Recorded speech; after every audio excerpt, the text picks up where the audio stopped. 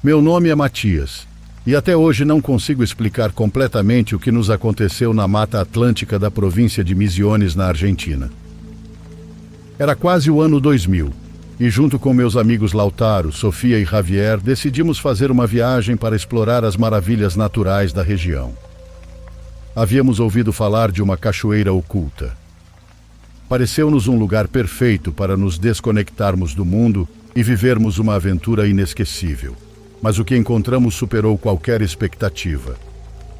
Chegamos a um pequeno vilarejo que serviria como base para nossa exploração. Os moradores eram gentis, mas reservados, e pareciam pouco interessados em nossa intenção de visitar a famosa cachoeira. Uma tarde, enquanto jantávamos em uma pousada local, fomos recomendados a procurar um senhor chamado Eliseu, que havia vivido toda a sua vida no vilarejo. Sim, a cachoeira é linda, mas também é perigosa. Ninguém deve ficar lá quando anoitece, ele nos disse. Lautaro perguntou: e o que há de tão ruim nisso? O que acontece? Senhor Eliseu levantou o olhar e sua expressão era de medo. É ela, a mulher da cachoeira. Alguns dizem que a veem ao anoitecer, outros apenas ouvem seu canto, mas aqueles que enxergam sua silhueta entre as águas concordam que ela traz desgraça para quem não a respeita. Sofia, mais curiosa, perguntou para ele: e quem é ela? Por que faz isso? O homem suspirou profundamente antes de responder. Dizem que há muito tempo ela era uma mulher que esperava seu amado junto à cachoeira. Ele nunca chegou e, em um momento de desespero, ela se jogou na água. Desde então, seu espírito ficou preso lá. A história era legal, mas nenhum de nós a levou a sério.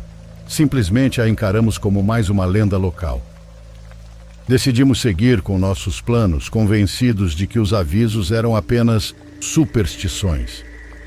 No dia seguinte, adentramos a selva com um mapa rudimentar que havíamos conseguido no vilarejo. A caminhada foi exaustiva, mas fascinante. A vegetação por lá é densa e os sons da selva nos cercavam. Passamos o dia avançando com cuidado, fazendo pausas para tirar fotos e apreciar a paisagem. Finalmente, ao entardecer, chegamos à cachoeira. Sem dúvida, é um dos lugares mais bonitos que eu já vi. A água despencava de uma grande altura, formando uma névoa que capturava os raios do sol e criava pequenos arco-íris. O ar estava mega fresco e o som da água preenchia o ambiente. Armamos um pequeno acampamento perto da margem e decidimos passar a noite ali. Naquela noite, após o jantar, sentamos ao redor de uma fogueira improvisada. Tudo parecia tranquilo e Javier começou a contar uma história igual o velho para passar o tempo. Sofia não parava de rir. No entanto, à medida que a noite avançava, uma sensação estranha começou a nos incomodar, como se algo estivesse nos olhando. De repente, Sofia ficou em silêncio e olhou fixamente para a cachoeira. Vocês ouviram isso? Perguntou. Ficamos em silêncio absoluto. Foi então que escutei um canto suave, quase hipnótico, que parecia vir da água.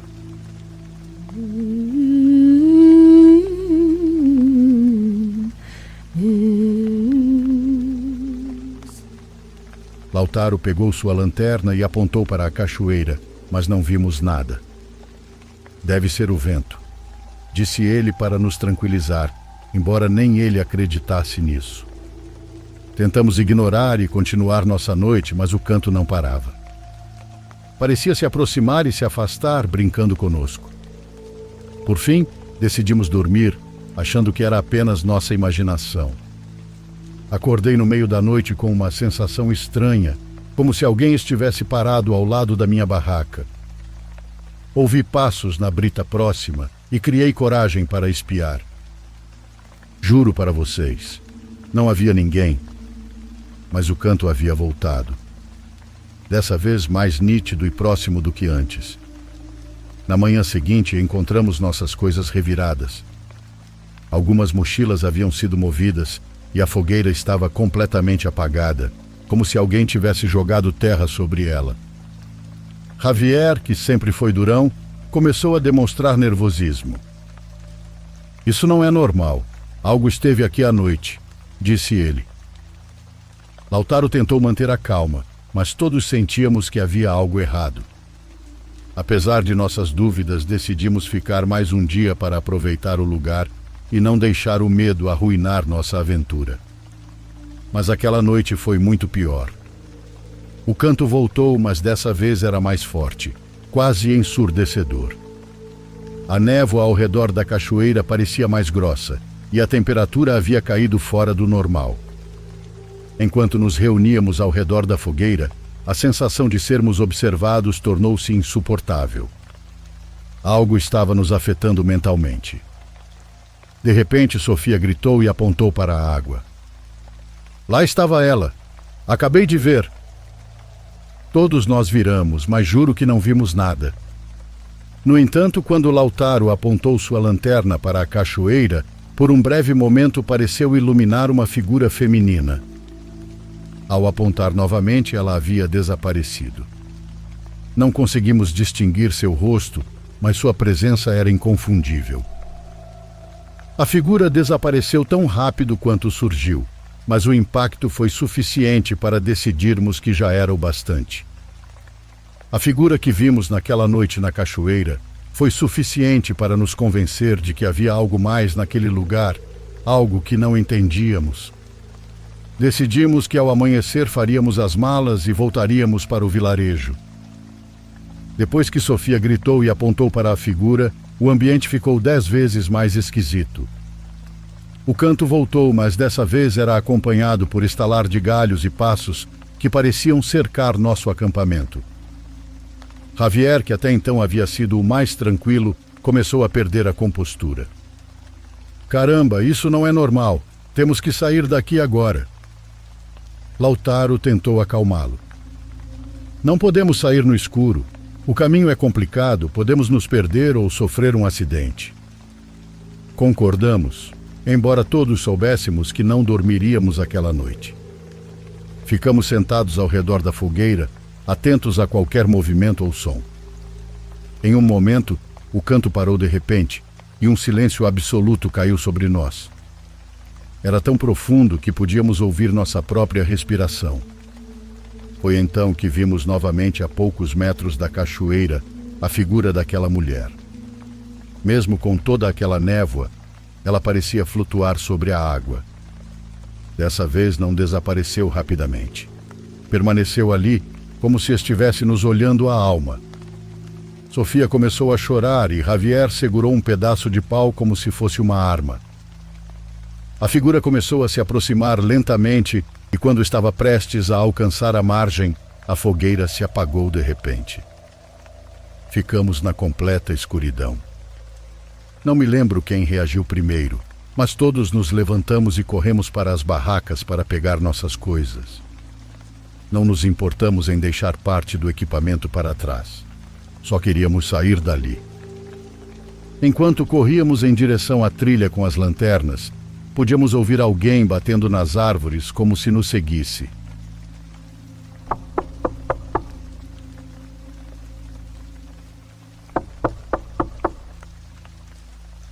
Lautaro segurava uma lanterna, mas era a mais velha de todas e a luz não parava de piscar, tornando o caminho ainda mais difícil.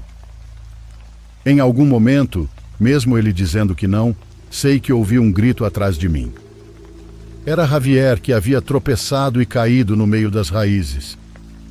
Voltei para ajudá-lo e, ao me virar, vi algo que até hoje não esqueci. Aquela coisa estava a poucos metros de nós.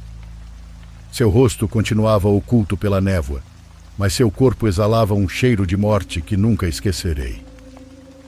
Senti um frio que me atravessou até os ossos, mas consegui levantar Javier e continuamos correndo.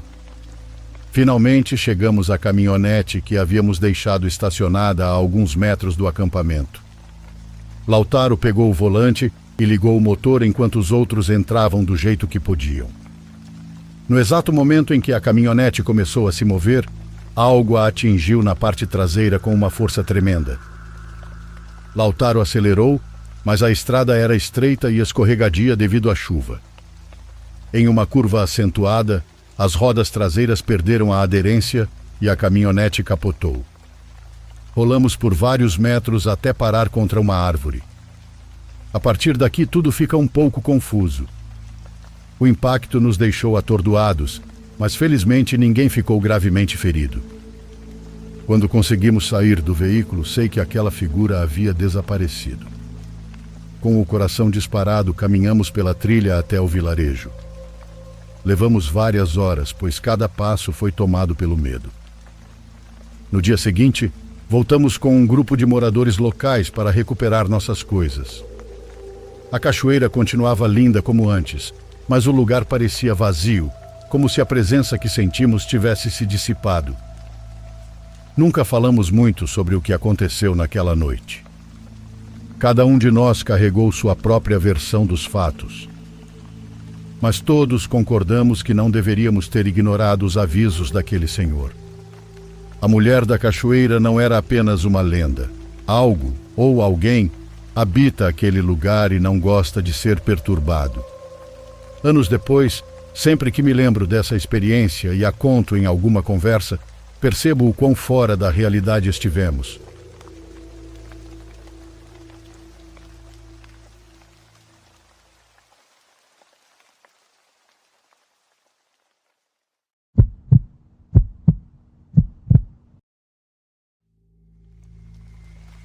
Um abraço a todos do canal.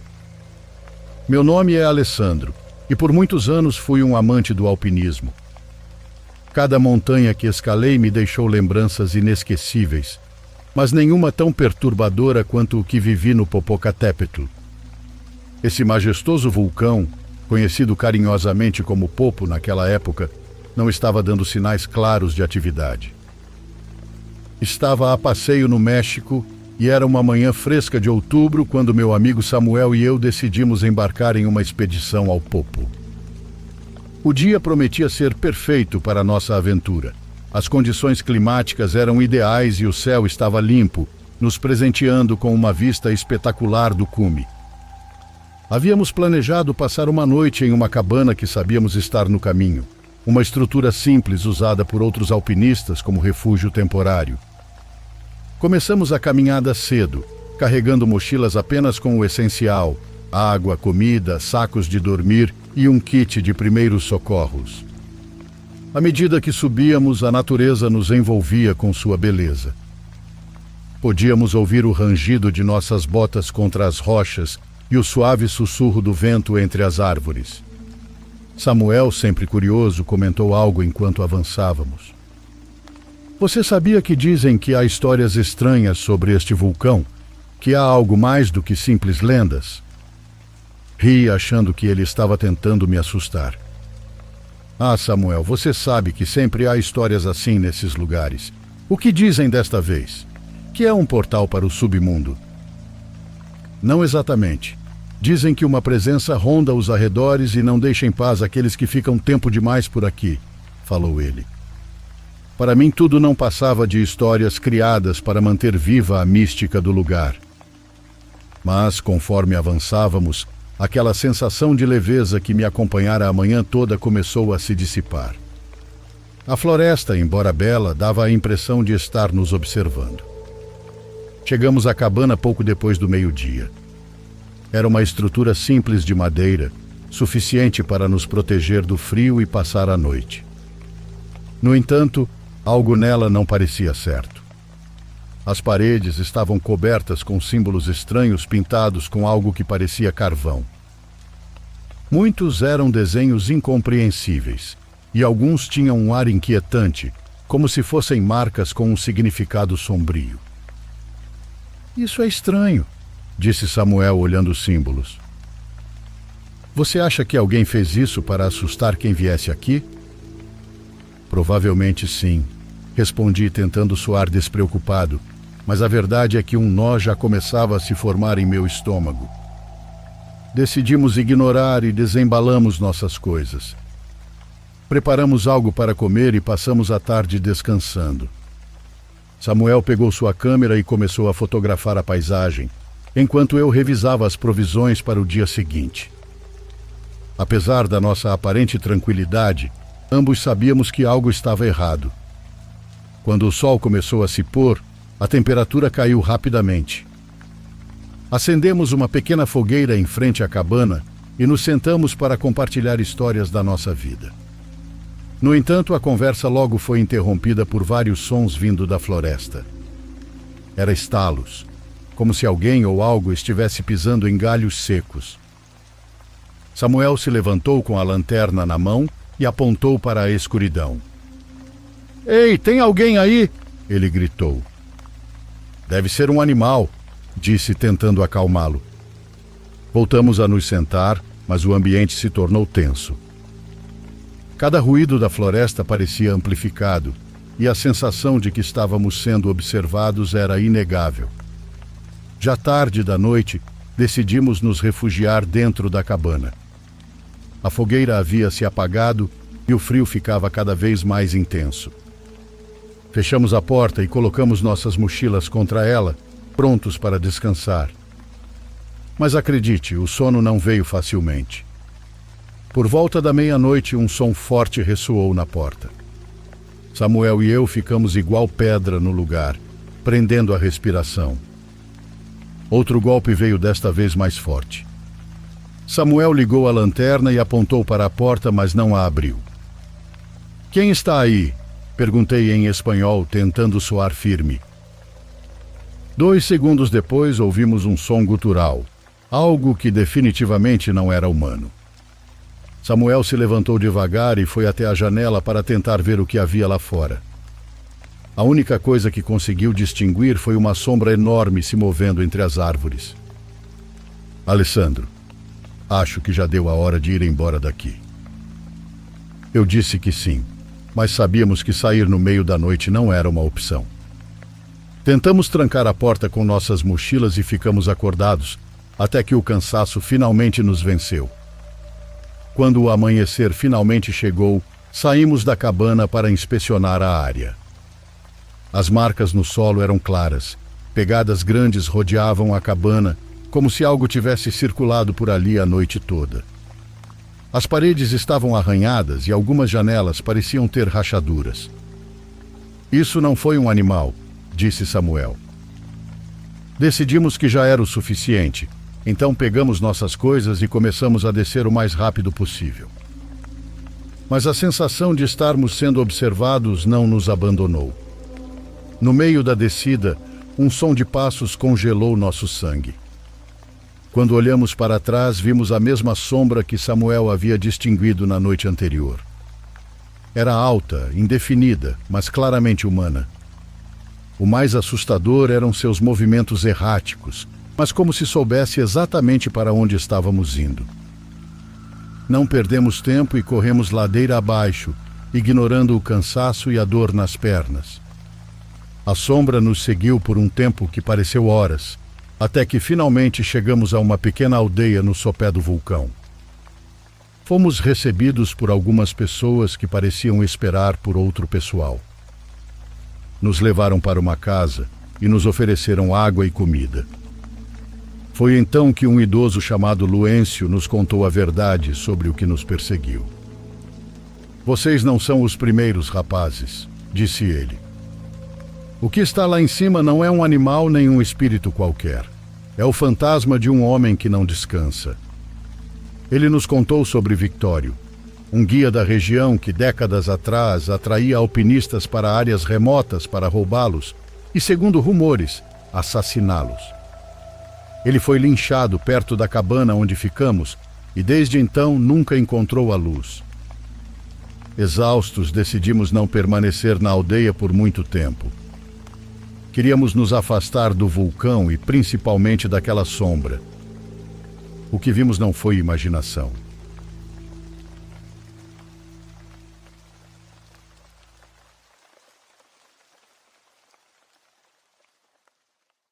Por favor, curta e se inscreva se você estiver gostando. Agora continuamos.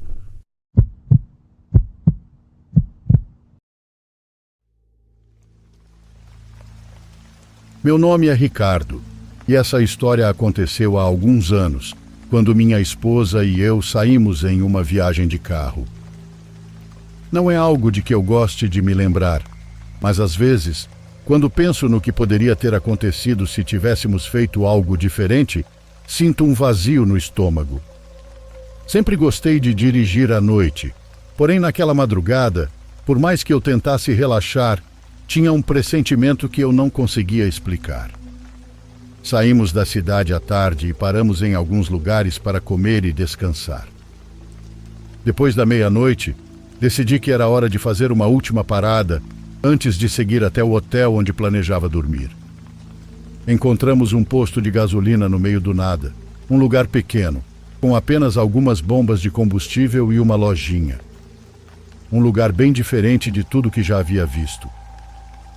Havia alguns carros estacionados, o suficiente para não nos sentirmos completamente sozinhos. Minha esposa foi ao banheiro enquanto eu entrei na loja para comprar um café e algo para o caminho. O funcionário do caixa era um rapaz jovem que parecia cansado, do tipo que já estava farto do turno da noite. Ele me cobrou sem dizer muita coisa e mal levantou os olhos do celular. Foi então que um homem entrou na loja. Ele era alto, magro e vestia um moletom escuro e fino. Seu cabelo estava desarrumado e ele tinha a expressão de alguém que passou muito tempo na estrada. Ele veio direto até mim, ignorando o caixa, e me pediu um favor. Você pode me dar uma carona até a próxima cidade? Meu carro quebrou alguns quilômetros atrás e preciso encontrar um mecânico.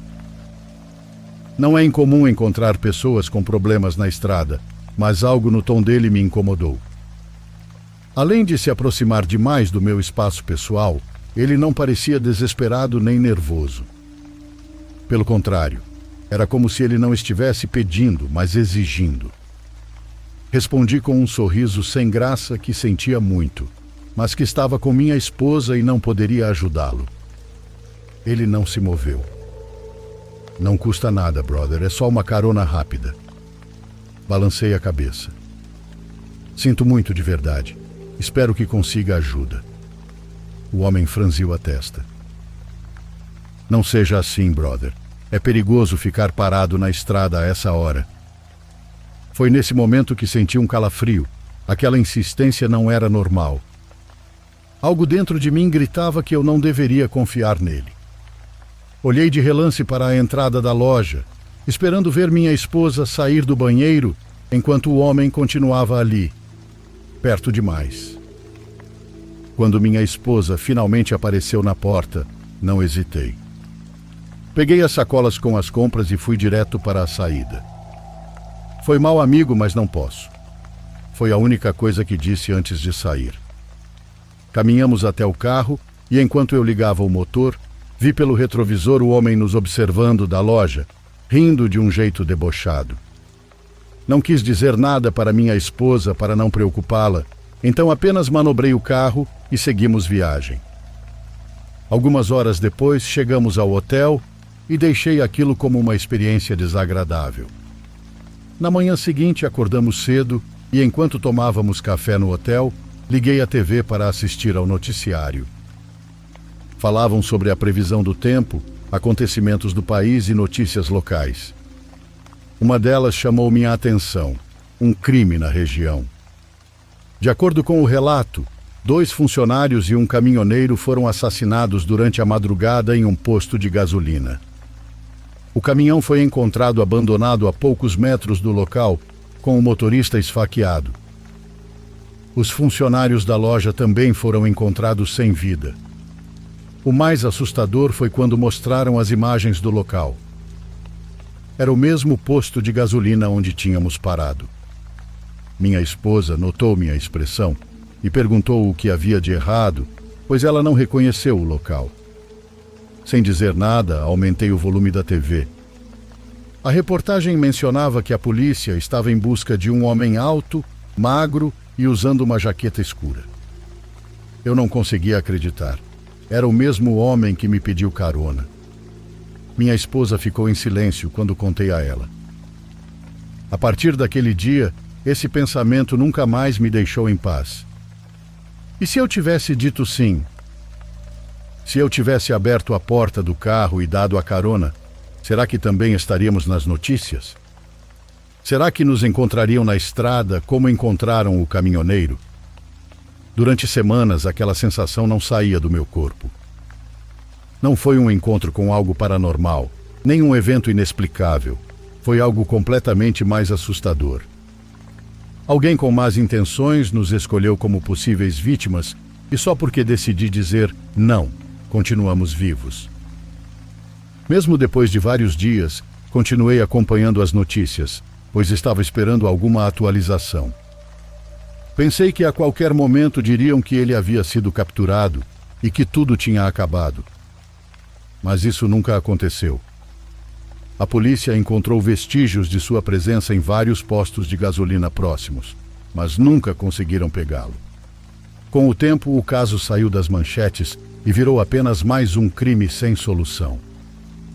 Toda vez que paro o carro na estrada, meus olhos se movem automaticamente de um lado para o outro. Não consigo evitar analisar cada pessoa.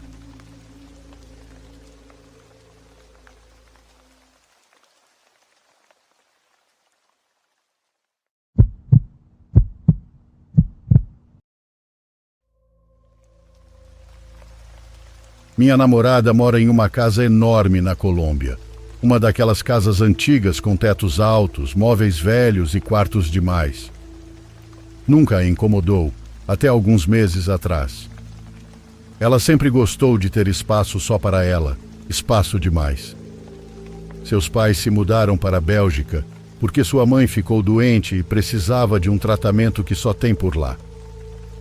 Sua irmã está estudando em Londres, então ela ficou sozinha em uma casa que, de repente, parecia muito maior do que se lembrava. O fato de sua família não estar lá foi bom para mim, para ser sincero. Eu sou uma pessoa comum, pé no chão. Trabalho desde o ensino médio para poder comer. Não cresci com luxos, nem com casas com jardim e biblioteca. Na verdade, nem casa própria eu tive. Sempre me senti um pouco intimidado pela família dela, mas nos damos muito bem em todos os outros aspectos. Fui apresentando para ela algumas coisas que eu amo, como o terror. Ela, porém, nunca gostou de filmes, livros, nem videogames desse gênero. Nada. E não era por medo, muito pelo contrário, nada a assustava. Ela achava ridículo que as pessoas se assustassem com essas histórias. Então apresentei para ela relatos. Expliquei que o que eu gostava nessas histórias era que não se tratava apenas de histórias de terror para dar susto, mas sim de histórias interessantes sobre fantasmas e acontecimentos estranhos. E isso sim ela gostou. Gostou tanto que, por um momento, acho que virou mais fã do que eu. Ela colocava relatos para tocar na sala, na cozinha, no banheiro, sempre no volume máximo. A primeira vez que algo aconteceu, ela me contou sem dar muita importância. Estava sozinha no quarto com o relato tocando em uma caixa de som que havia deixado no corredor. Então ouviu uma criança chorando.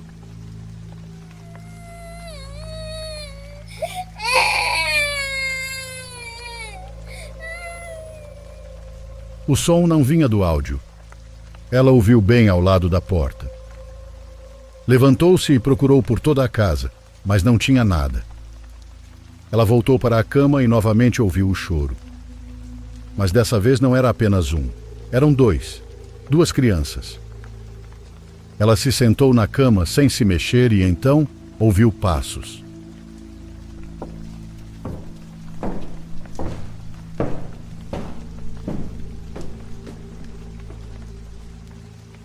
Eram passos pesados e bravos atravessando o corredor, bem na frente de sua porta.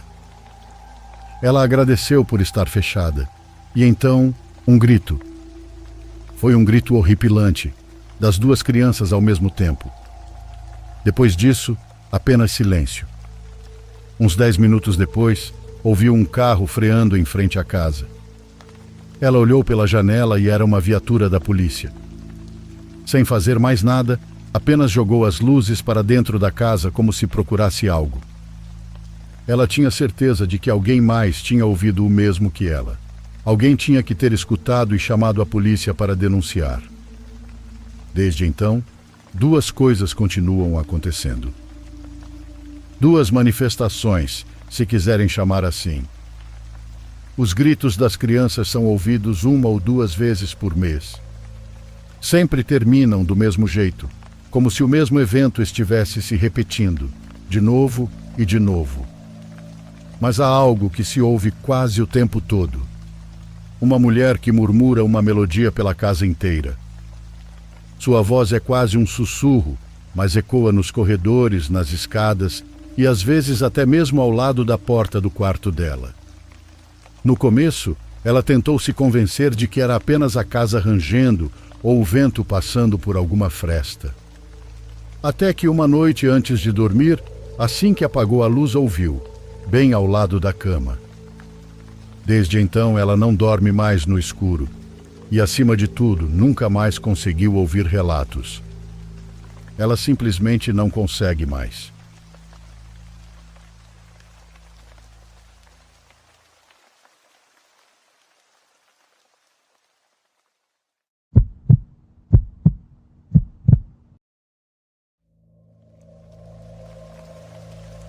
Em 2016, eu estava entregando pizzas para uma pizzaria local. Estava trabalhando até tarde uma noite quando entrou um pedido de 2 pizzas grandes de 4 queijos. O endereço era em uma daquelas estradas semi-rurais. Se eu me lembro corretamente, já tinha feito entregas por lá antes, mas nunca naquela casa em particular. Sem problemas. Era cerca de 20 minutos da loja até lá. Então não era muito longe. Quando cheguei, a casa estava no final de uma longa entrada de pedras. A casa parecia meio antiga, mas bem conservada. A luz da frente estava acesa e havia um carro na garagem, então nada parecia fora do lugar. Saí do carro, peguei a bolsa térmica e caminhei até a porta. Bati algumas vezes, mas não houve resposta. Eu via as luzes acesas lá dentro, mas não ouvia nenhum movimento. Liguei para o número do pedido 2 vezes, mas foi direto para a caixa postal. A política da loja era esperar 5 minutos e tentar ligar novamente antes de sair. Depois de um tempo batendo e ligando, decidi voltar para o meu carro e quando me virei, vi ele lá. Um homem estava sentado no banco de trás do meu carro. Ele estava vestindo algo que parecia roupa de igreja, terno preto, camisa branca e gravata. Era um cara bem magro também, e se tivesse que adivinhar, diria que tinha uns 40 e poucos anos. Havia algo estranho no sorriso dele, era simplesmente grande demais. Fiquei com raiva na hora e gritei com ele. "Ei, sai daí!" Mas ele não se mexeu, nem sequer se contraiu. Ele apenas continuou me encarando e estampando aquele sorriso assustador. Quis usar a chave para destravar a porta, mas não sabia o que esse cara faria. Então primeiro liguei para a polícia. Expliquei a situação e eles disseram que enviariam alguém. E juro que enquanto estava no telefone, olhei para outro lado por um momento e quando olhei de volta, a porta estava aberta e o homem tinha sumido. Fiquei tipo... Que merda está acontecendo? Olhei ao redor tentando ver para onde ele tinha ido e foi aí que a loucura realmente começou. Senti uma dor aguda na minha coxa esquerda. Gritei e dei um salto para trás, quase caindo.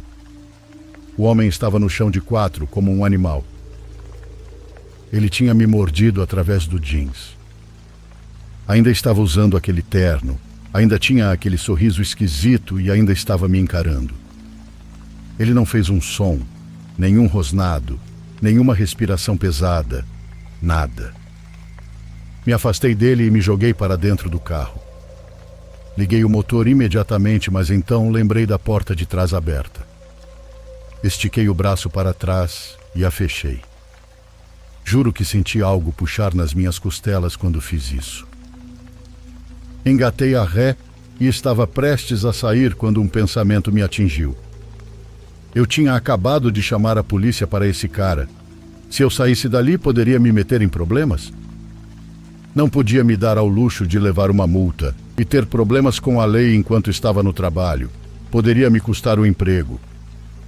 Então, xinguei mentalmente várias vezes, desejando não ter chamado a polícia, porque agora eu estava convencido de que estava preso ali.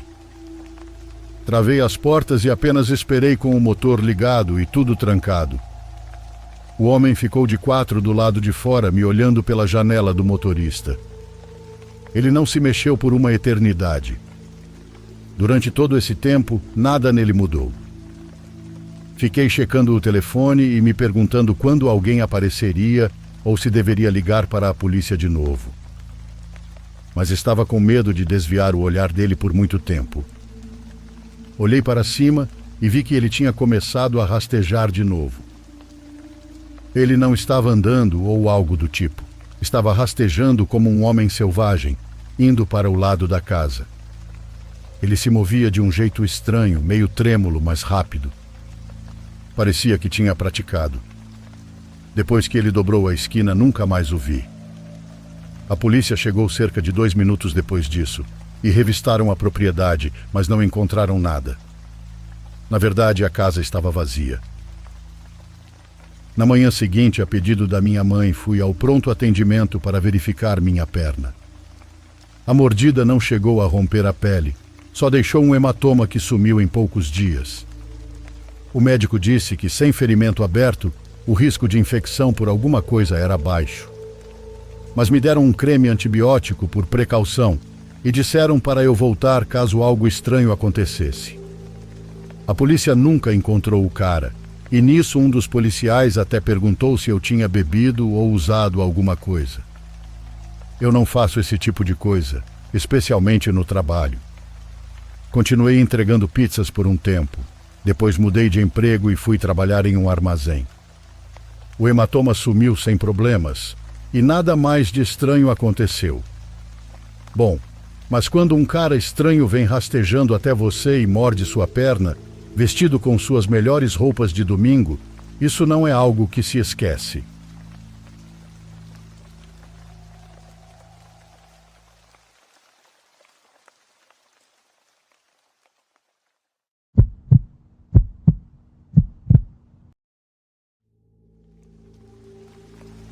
Eu trabalho como segurança.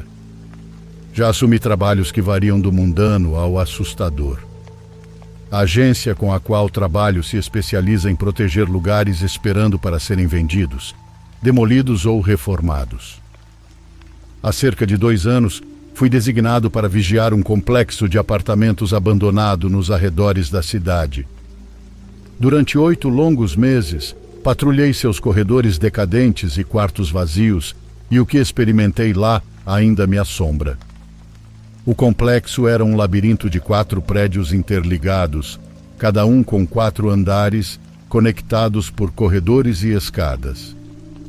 Trepadeiras escalavam as paredes rachadas, e quase toda a superfície estava coberta de grafites. Meu parceiro era um segurança mais velho chamado Paulo.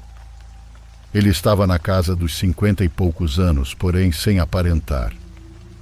Trabalhamos em turnos de 12 horas, alternando entre noites e dias a cada 2 semanas. Paulo preferia os turnos noturnos, dizendo que eram mais tranquilos e permitiam que ele pensasse. No meu primeiro dia, encontrei ele na sala de segurança, uma pequena sala desorganizada cheia de monitores antigos e com um cheiro forte de comida velha. "Bem-vindo ao novo posto", ele disse, estendendo a mão calejada. "Espero que você não se assuste fácil." Eu ri e disse: "Por quê?" "Prédios antigos fazem barulhos estranhos, pregam peças na mente se você não tomar cuidado." Assenti, achando que era apenas uma piada de boas-vindas. Nas primeiras semanas, nada demais aconteceu. Nosso trabalho principal era evitar que invasores e vândalos causassem mais danos. Ocasionalmente, espantávamos um grupo de adolescentes procurando um lugar para festas ou exploração. Paulo e eu nos revezávamos para fazer rondas, cada um cobrindo seções diferentes do complexo. Mas então, o primeiro incidente aconteceu. Era final de tarde, durante uma de minhas rondas solo. Eu estava no terceiro andar do prédio B quando ouvi um som. Uma risada distante ecoando pelo corredor. Era sutil e quase infantil. Parei e escutei por um momento, achando que algum grupo de crianças havia entrado. "Olá", chamei sem receber resposta. Continuei com cautela, verificando cada sala enquanto avançava. A risada parecia sumir conforme eu me aproximava, levando-me cada vez mais fundo no prédio. Finalmente cheguei a uma sala no fim do corredor. A porta estava entreaberta. A empurrei e encontrei um apartamento vazio, com o pó visível à luz do sol entrando pela janela. A risada naquele momento já havia cessado. Ao me virar para sair, uma sombra piscou pelo canto do olho. Girei rapidamente, mas não vi nada. Apenas papel de parede descascado e destroços, mas senti um calafrio. Decidi encerrar minha ronda mais cedo e voltei para a sala de segurança. Quando cheguei, Paulo me viu e imediatamente perguntou: "Tudo bem?" "Sim, só pensei ter ouvido alguma coisa", respondi. Ele me lançou um olhar compreensivo e voltou ao seu quebra-cabeça imediatamente. "Não aconteceu de ser uma risada, foi?" Parei. "Você já ouviu isso antes?" perguntei. "Sim, vem e vai. Faz parte do charme desse lugar." Queria perguntar mais, mas como disse, ele voltou ao seu quebra-cabeça e senti que, se insistisse no assunto, pareceria assustado ou ingênuo. O segundo incidente ocorreu cerca de um mês depois, durante um turno noturno. Paulo havia tirado a noite de folga, então eu estava sozinho. Por volta da meia-noite, estava monitorando as câmeras de segurança quando notei um movimento em uma das telas. No saguão do prédio D, uma figura estava do lado de fora da entrada. Parecia uma mulher com um vestido velho e cabelo escuro cobrindo o rosto. Peguei minha lanterna e me dirigi até lá, pensando que alguém poderia precisar de ajuda. Conforme me aproximava do saguão, o ar ficou gelado. "Senhora, precisa de ajuda?" chamei. Ela não respondeu. Em vez disso, a vi se virar lentamente e entrar mais fundo no prédio. Acelerei o passo para alcançá-la, mas quando entrei no saguão estava vazio. O único som era o eco de passos sobre os pisos rachados. Meus próprios passos. Revirei a área, mas não a encontrei. Ao voltar para a sala de segurança, rebobinei as imagens da câmera. Lá estava ela, parada por vários minutos antes de sair do quadro. Não conseguia explicar o que ela estava fazendo. Quando Paulo chegou no dia seguinte, contei-lhe o que aconteceu. Ele suspirou profundamente. "Aquela, meu amigo, é a dama do prédio D. Você está brincando comigo?" Eu estava começando a me sentir assustado. Ele balançou a cabeça. "Ela já foi vista por alguns guardas ao longo dos anos, sempre a mesma descrição." "Bom, você sabe quem ela é?" perguntei. "Ninguém sabe, mas alguns dizem que ela foi uma moradora que morreu aqui." Afundei na cadeira, tentando processar tudo o que ele estava me contando. "Por que você não me contou sobre ela?" "Faria diferença?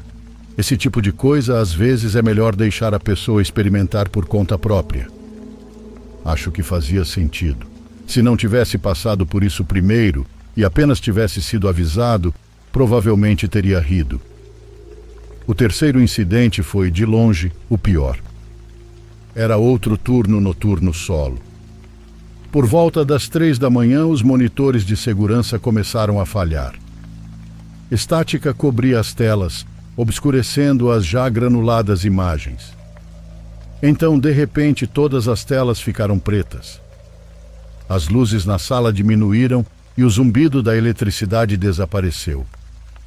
Tentei chamar Paulo pelo rádio, esquecendo que ele não estava de plantão.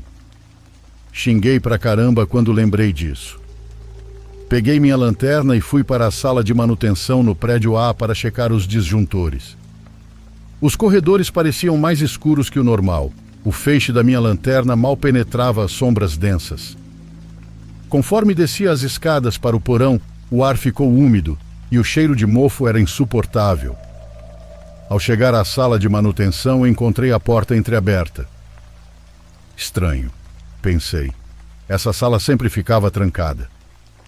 Empurrei e entrei. A sala estava um caos. Ferramentas espalhadas pelo chão, painéis abertos, fios soltos, o que em si já era perigoso. Ninguém em sã consciência deixaria isso assim. Ao chegar ao disjuntor principal, algo se moveu atrás de mim. Virei-me rapidamente, iluminando a sala. No canto vi uma figura. Com toda a clareza do mundo, o vi. Um homem alto usando um macacão antigo. "Ei, você não pode estar aqui!" gritei. Ele não se mexeu nem respondeu. Dei um passo para frente, mantendo a luz nele. "Você trabalha aqui?" Silêncio. De repente, a porta se fechou com força atrás de mim, enquanto minha lanterna se apagava. Comecei a bater na lanterna, tentando fazê-la voltar a funcionar. Mas então um sussurro baixo encheu a sala. Horrível. Os pelos do meu braço se arrepiaram e encostei-me na parede, com o coração acelerado. Então, tão repentinamente quanto falhou, a lanterna voltou. A sala estava vazia e a figura que estava ali tinha desaparecido. Não perdi um só segundo. Liguei o disjuntor principal, restaurando a energia do complexo, e corri de volta para a sala de segurança. Os monitores estavam de volta, mas agora todas as telas mostravam a mesma coisa. O saguão de cada prédio com figuras paradas imóveis no centro. Homens, mulheres, até crianças. Durou apenas um segundo, pois quando pisquei, desapareceram. As telas estavam todas normais novamente, com cada sala parecendo completamente normal. Quando Paulo voltou na manhã seguinte, contei-lhe tudo. Ele ouviu em silêncio antes de falar. Já vi coisas assim também, esses espíritos, ecos ou como queira chamar. Desde então, assumi muitos outros trabalhos, mas nenhum foi tão assustador quanto aquele velho complexo de apartamentos. Acho que alguns lugares são simplesmente assim, repositórios de histórias esquecidas. Essa é minha história. Não escrevo na esperança de que acreditem em mim, mas juro, isso aconteceu.